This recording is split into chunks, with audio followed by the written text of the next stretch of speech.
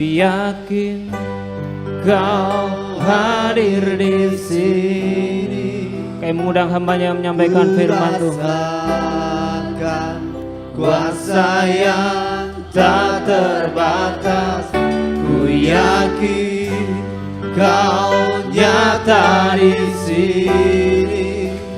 Kemenangan terjadi di sini. Ku yakin Kau hadir di sini. Amin. Kora la busianda la buseke. Kira la busianda la buseke. Tak terbatas. Ku yakin Kau nyata di sini. Kemenangan terjadi di sini. Mari sekali lagi, ku yakin. Ku yakin Kau hadir di sini. Ku rasakan kuasa yang tak terbatas. Ku yakin Kau nyata di sini. Kemenangan terjadi di sini. Kemenangan terjadi di sini. Terjadi di sini. Kemenangan terjadi di sini. Kora la busianda la buseke. Tuhan, Kau tempat perteduhan kami, Tuhan, turun temurun. Generasi lepas generasi, angkatan demi angkatan, Tuhan. Betapa besar perbuatan-Mu, Tuhan, di dalam hidup kami.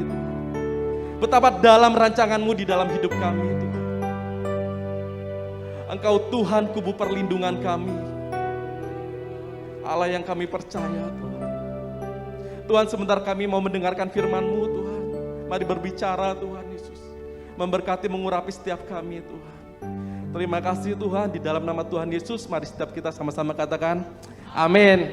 Mari Bapak Ibu silakan duduk. Shalom Bapak Ibu. Shalom ya. Luar biasa ya kesaksiannya, memberkati setiap kita ya.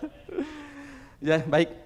Terima kasih untuk waktu yang diberikan untuk kita sama-sama belajar firman Tuhan ya. Bapak Ibu gini ya.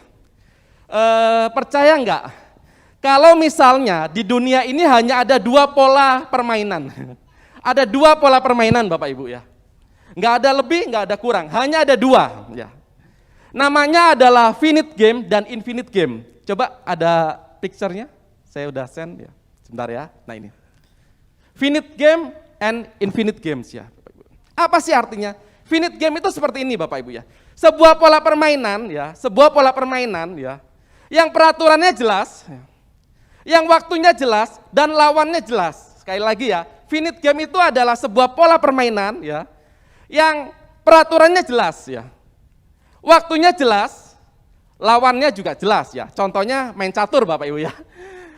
Contohnya main catur ya. Kalau main catur ya, peraturannya itu sudah jelas ya. Kalau kuda jalannya adalah letter L ya Bapak Ibu ya.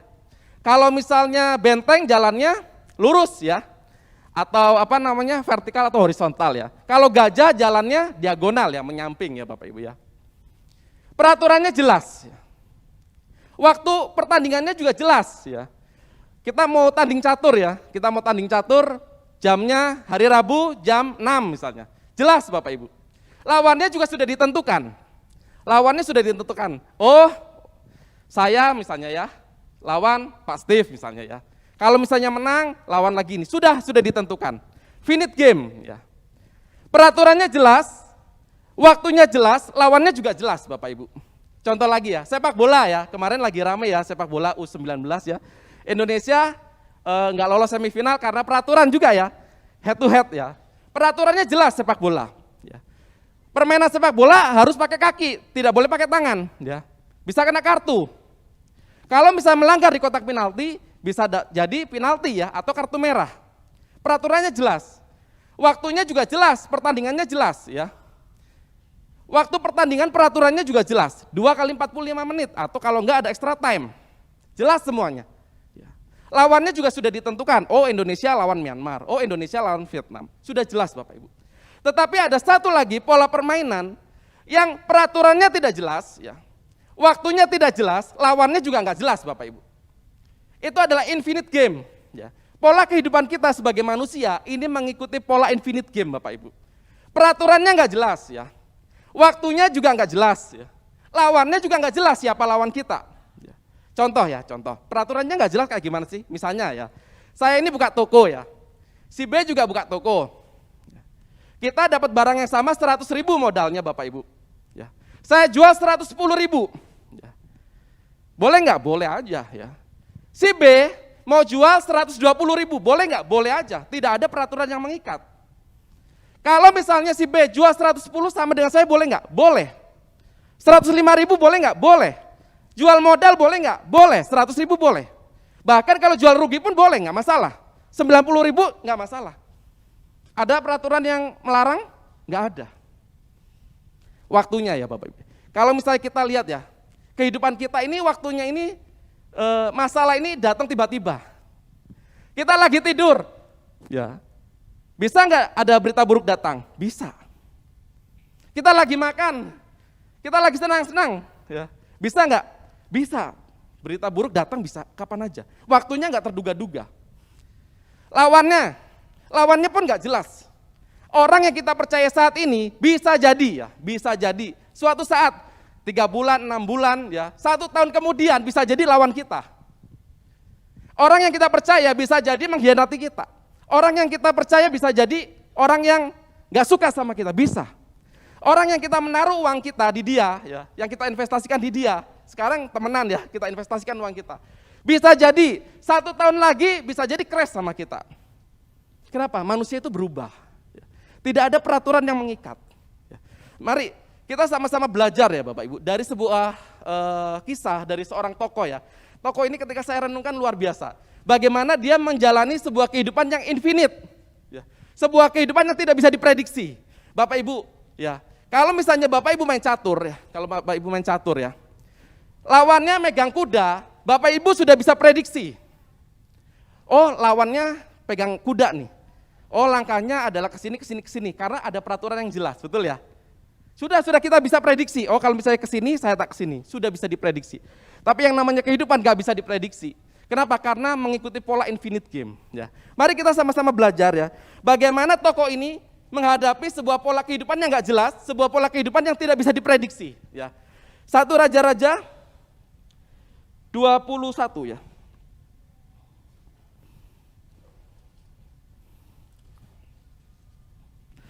1 Raja-Raja 21 ayat 1 sampai 4 dulu ya. Ini adalah cerita yang sering kita dengar ya, kebun anggur Nabot ya. Sesudah itu terjadilah hal yang berikut. Nabot orang Yisrael mempunyai kebun anggur di Yisrael di samping istana Ahab raja Samaria. Berkatalah Ahab kepada Nabot, "Berikanlah kepadaku kebun anggurmu itu supaya kujadikan kebun sayur. Sebab letaknya dekat rumahku, aku akan memberikan kepadamu kebun anggur yang lebih baik daripada itu sebagai gantinya, atau jikalau engkau lebih suka, aku akan membayar harganya kepadamu dengan uang." Jawab Nabot kepada Ahab, "Kiranya Tuhan menghindarkan aku daripada memberikan milik pusaka nenek moyangku kepadamu." Ayat yang keempat, lalu masuklah Ahab ke dalam istananya dengan kesal hati dan gusar karena perkataan yang dikatakan Nabot, orang Israel itu.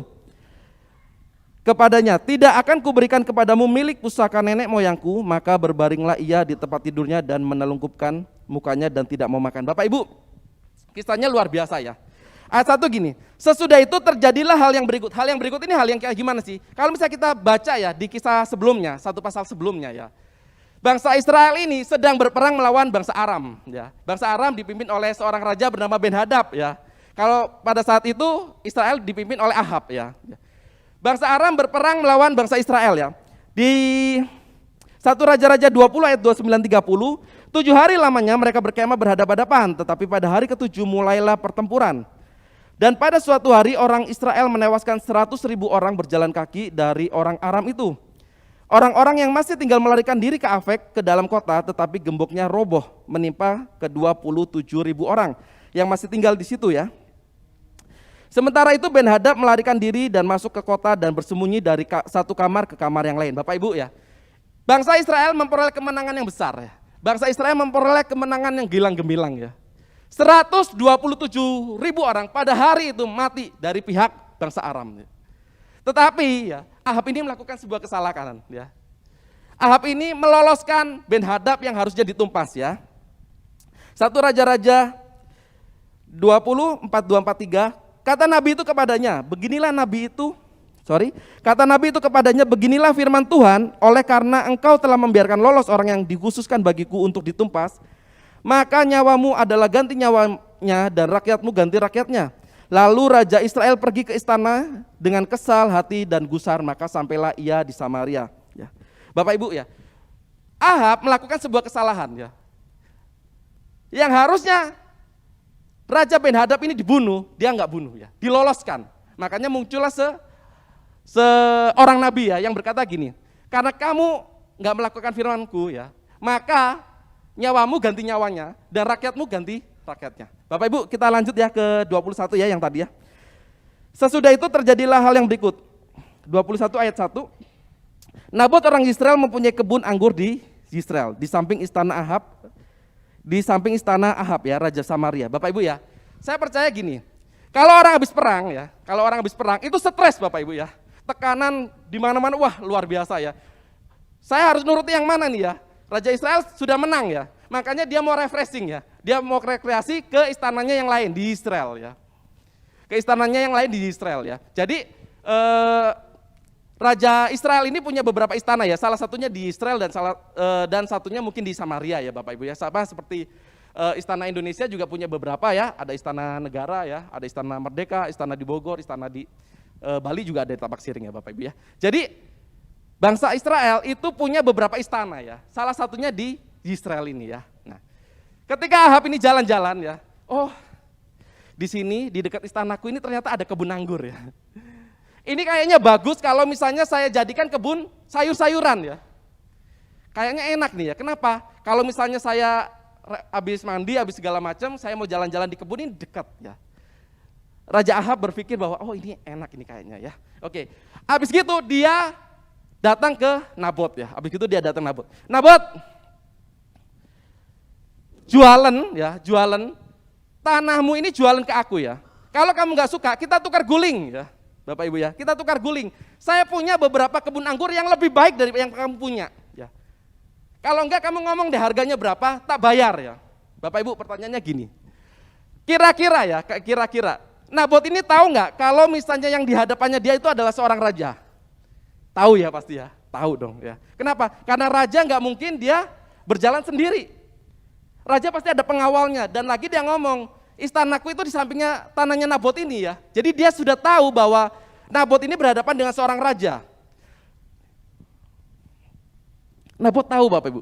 Kalau misalnya saya jadi Nabot ya, saya mikir gini, gimana kalau misalnya tak tukar guling tanahku yang kecil ini dengan sesuatu yang luas ya. Kebun anggur sesuatu yang lebih luas daripada yang saya punya sekarang ini. Ya. Kalau saya jadi Nabot gini, ini kebun anggur saya ini harganya paling kalau misalnya dijual 100 juta ya.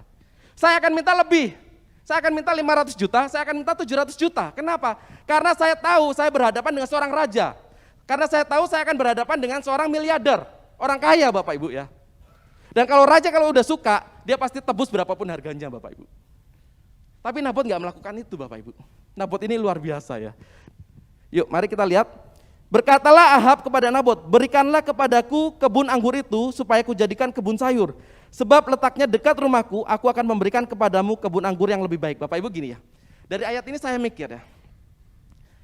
Dari ayat ini gini, kita bisa melihat karakter Nabot Bapak Ibu. Kita bisa melihat karakter Nabot.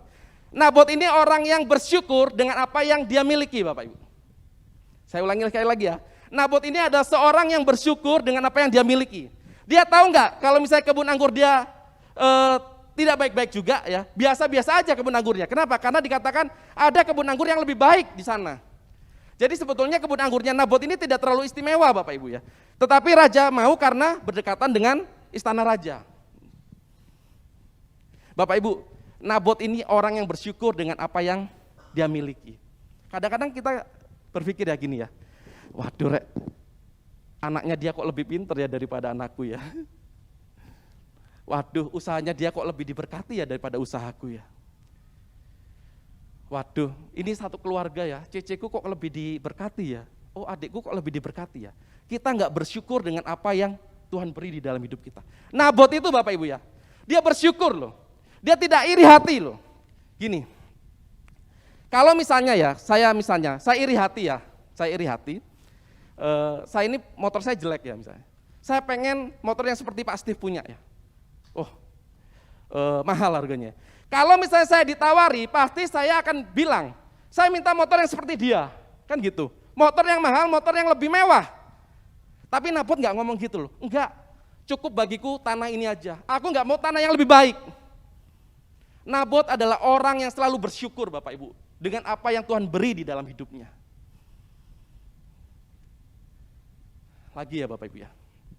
Oh Pak, saya orangnya selalu bersyukur Pak, saya nggak pernah iri hati, betul tak? Misalnya ada cerita gini ya, kamu tahu nggak, ada cerita gini ya Bapak Ibu ya, maaf ya Pak Ivan ya, oh Pak Ivan itu dapat hadiah ya, dari BCA ya, sepeda motor ya. Lalu saya ngomong gini, oh nah teman, gak percaya, iya loh, kemarin loh Pak Ivan itu cuma setor 500.000, saya setor 5 juta, kok bukan saya yang dapat? Teman oleh, bohong, gak percaya Bapak Ibu. Lagi kasus lagi ya, kamu tahu nggak? Pak Ivan itu naik sepeda motor jatuh, sekarang di rumah sakit. Iya ta, ayo kita sama-sama ke rumah sakit. Bapak Ibu, kalau orang dapat berkat, kita nggak percaya kadang-kadang. Tapi kalau orang dapat musibah, kita langsung percaya Bapak Ibu. Betul ya? Pak Ivan dapat hadiah sepeda motor, kita nggak percaya. Pak Ivan jatuh, delosor ya, kita langsung percaya ke rumah sakit. Iya ta, ayo nang Alfamart, tuku buah, tuku apa, ayo kita nyambang. Kadang-kadang kita kayak gitu ya Bapak Ibu ya. Harusnya gini, orang lain diberkati, kita senang ya. Betul? Orang lain susah, kita berempati Bapak Ibu ya. Nabot adalah orang yang selalu bersyukur dengan apa yang Tuhan beri di dalam hidupnya. Dia nggak mau kebun anggur yang lain. Ya. Dia mau kebun anggurnya dia yang sudah dipercayakan Tuhan kepada hidupnya. Ya. Bapak Ibu, satu poin lagi ya. Atau jika engkau lebih suka, aku akan membayar harganya kepadamu dengan uang. Ya. Bapak Ibu, Nabot ini bukan orang matre ternyata ya. Dia nggak menghalalkan segala cara untuk memperoleh keuntungannya ya. Dia tetap berpegang teguh pada berkat yang Tuhan berikan ya. Luar biasa ya Nabot ya. Lagi ya. Ayat yang ketiga. Jawab Nabot kepada Ahab, kiranya Tuhan menghindarkan aku daripada memberikan milik pusaka nenek moyangku kepadamu. Bapak Ibu, sebetulnya intinya di ayat 3. Kenapa Nabot tidak memberikan kepada Ahab ya. Ayat Bilangan 36. Ayat 7 ya. Coba Bilangan 36 ayat 7. Sebab milik pusaka orang Israel tidak boleh beralih dari suku ke suku, tetapi orang Israel haruslah masing-masing memegang milik pusaka suku nenek moyangnya. Bapak Ibu, ternyata ini Bapak Ibu ya. Nabot tidak menjual tanahnya karena alasan ini ya. Dia berpegang pada perintah Musa ya. Dia berpegang pada perintah Torah ya. Dia berpegang pada firman Allah Bapak Ibu. Harusnya kalau misalnya saya jadi Nabot, peduli amat ya perintah Allah ya. Yang penting saya untung ya. Yang penting tanah saya bertambah. Dari 1 hektar jadi 3 hektar. Nabot luar biasa ya. Dia nggak pedulikan itu Bapak Ibu. Dia tidak peduli ya akan keuntungan yang didapat. Dia nggak peduli ya akan tanahnya bertambah ya. Dia nggak peduli. Yang dia percaya adalah gini. Aku berpegang pada firman Tuhan Bapak Ibu ya. Sebab milik pusaka orang Israel tidak boleh beralih dari suku ke suku ya Bapak Ibu. Nggak boleh dijual Bapak Ibu. Sebetulnya pertanyaannya sederhana Bapak Ibu ya. Kira-kira orang Israel itu boleh nggak sih menjual tanah? Jawabannya boleh Bapak Ibu. Kalau terjadi kemiskinan yang ekstrim, kemiskinan yang luar biasa, bangkrut, boleh dijual. Tetapi tahun Yobel harus kembali. Ya. Tetapi Nabot berpikir segini, keadaanku ini baik-baik aja, aku nggak perlu jual. Pun kalau aku jual, bisa jadi tahun Yobel nggak akan kembali ke tempatku. Kenapa? Karena ini akan menjadi inventaris kerajaan. Nggak akan Bapak Ibu. Nabot tetap berpegang pada tanahnya Bapak Ibu. Nggak mau dijual Bapak Ibu. Yuk mari kita lihat lagi kisahnya ya. Ayat yang kelima. Lalu datanglah Isabel ya, istrinya dan berkata kepadanya, apa sebabnya hatimu kesal? Sehingga engkau tidak makan. Lalu jawabnya kepadanya, sebab aku telah berkata kepada Nabot orang Israel itu, berikanlah kepadaku kebun anggurmu dengan bayaran uang, atau jika engkau lebih suka, aku akan memberikan kebun anggur kepadamu sebagai gantinya. Ini tukar guling ya Bapak Ibu ya. Tetapi sahutnya, tidak akan kuberikan kepadamu kebun anggurku itu. Kata Isabel istrinya kepadanya, bukankah engkau sekarang yang memegang kuasa raja atas Israel? Bangunlah, makanlah, dan biarlah hatimu gembira. Aku akan memberikan kepadamu kebun anggur Nabot orang Israel itu. Ayat yang ke-8. Kemudian ia menulis surat atas nama Ahab, memeteraikan dengan meterai raja, lalu mengirim surat itu kepada tua-tua dan pemuka-pemuka yang diam sekota dengan Nabot. Dalam surat itu ditulisnya demikian, maklumkanlah puasa dan suruhlah Nabot duduk paling depan di antara rakyat. Suruh jugalah 2 orang dursila duduk menghadapinya, dan mereka harus naik saksi terhadap dia dengan mengatakan, engkau telah mengutuk Allah dan raja. Sesudah itu bawalah dia keluar dan lemparilah dia dengan batu sampai mati. Ayat 11 sampai 13 saja saya bacakan sekalian. Orang-orang sekotanya, yakni tua-tua dan pemuka-pemuka yang diam di kotanya itu, melakukan seperti yang diperintahkan Isabel kepada mereka, seperti yang tertulis dalam surat yang dikirimkannya kepada mereka. Mereka memaklumkan puasa dan menyuruh Nabot duduk paling depan di antara rakyat. Kemudian datanglah 2 orang, yakni orang-orang dursila itu, lalu duduk menghadapi Nabot. Orang-orang dursila itu naik saksi terhadap Nabot di depan rakyat. Katanya, Nabot telah mengutuk Allah dan raja. Sesudah itu mereka membawa dia keluar kota, lalu melempari dia dengan batu sampai mati. Bapak Ibu gini ya, Isabel ngelihat suaminya itu sedih ya. Ahab, kamu itu raja atas Israel, kamu berkuasa, kamu bisa ngambil. Kalau kamu gak berani, biar aku yang ngambil. Kadang-kadang istri lebih berani ya dari suami ya. Sama seperti Isabel ya. Kalau kamu gak berani ngambil, biar aku yang ngambil. Isabel melakukan settingan Bapak Ibu ya. Melakukan settingan ya. Nanti ya, tak kirim surat ke tua-tua kota, tak kirim surat ke hakim-hakim ya. Lalu aku akan mengundang 2 orang dursila, dikatakan di sini 2 orang dursila ya, 2 orang yang bersaksi dusta Bapak Ibu ya. Maka di waktu yang telah ditempatkan ya, datanglah Nabot ya Bapak Ibu ya. Nabot datang, Nabot didudukan di tempat yang terdepan di situ ya. Muncul 2 orang saksi Bapak Ibu, muncul 2 orang saksi ya. Saksi ini ngomong gini, Nabot telah mengutuk Tuhan dan raja. Semuanya setuju. Nabot langsung dibawa keluar kota, Nabot langsung dirajam Bapak Ibu. Bapak Ibu gini, Nabot ini saya pikir luar biasa ya. Harusnya peraturan persidangan kan gini, walaupun dia sudah terbukti bersalah, tapi dia harus melakukan pembelaan. Stefanus itu dirajam, tetapi sebelumnya dia melakukan pembelaan. Kisah Rasul 7 ya. Dia ada pembelaan Stefanus. Tetapi Nabot tidak sampai melakukan pembelaan, dia langsung dibunuh Bapak Ibu. Peraturannya gak jelas bagi Nabot. Peraturan persidangan harusnya boleh. Dia membela diri boleh. Tapi Nabot tidak punya waktu itu, Nabot tidak punya kesempatan itu Bapak Ibu. Peraturan persidangan dia gak punya. Lawannya pun bagi Nabot bingung ya. Nabot ini tiba-tiba dihadapkan dengan 2 orang yang dia gak kenal. Ya. Lawannya siapa juga gak tahu. Namanya juga nggak ditulis di Alkitab. Lawannya Nabot juga bingung ya. Pokoknya aku disuruh saksi dusta lah gitu ya. Hakim-hakim tua-tua yang dulunya temenan sama Nabot akhirnya jadi musuh ya. Lawannya nggak jelas. Waktunya pun nggak jelas bagi Nabot. Nabot lagi selesai makan ya, tiba-tiba dia dibawa ya ke persidangan ya.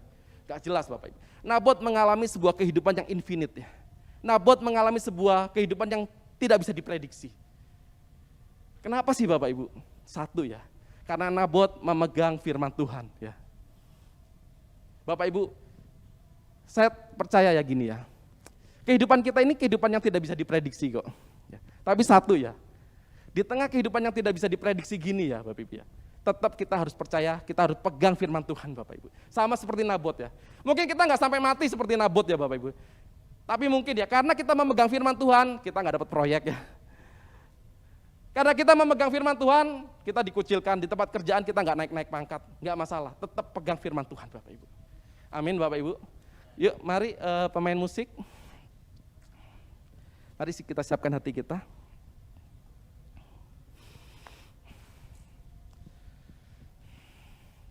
Terima kasih Tuhan.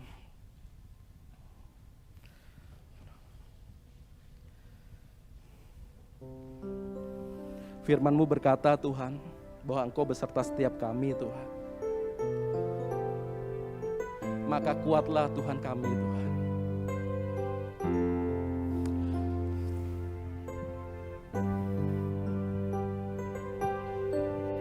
Firman-Mu berkata Kau besertaku. Amin Tuhan.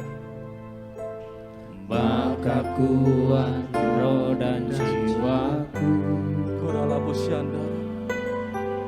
Tangan-Mu Tuhan selalu ku nantikan. Di setiap langkahku percaya. Firman-Mu Tuhan. Firman-Mu berkata Kau besertaku. Maka kuat roh dan jiwaku. Maka kuat roh dan jiwaku.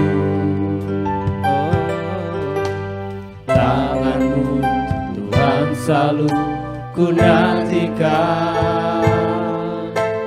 Di setiap langkahku percaya. Dengan sayap-Mu ku akan terbang tinggi. Di tengah badai hidup ku tak menyerah. Kau kekuatan dan perlindungan bagiku, pertolonganku di tempat maha tinggi.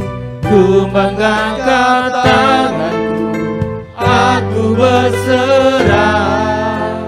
Kau ku nantikan, Kau yang ku sembah, Yesusku, Rajaku. Firman-Mu berkata Tuhan,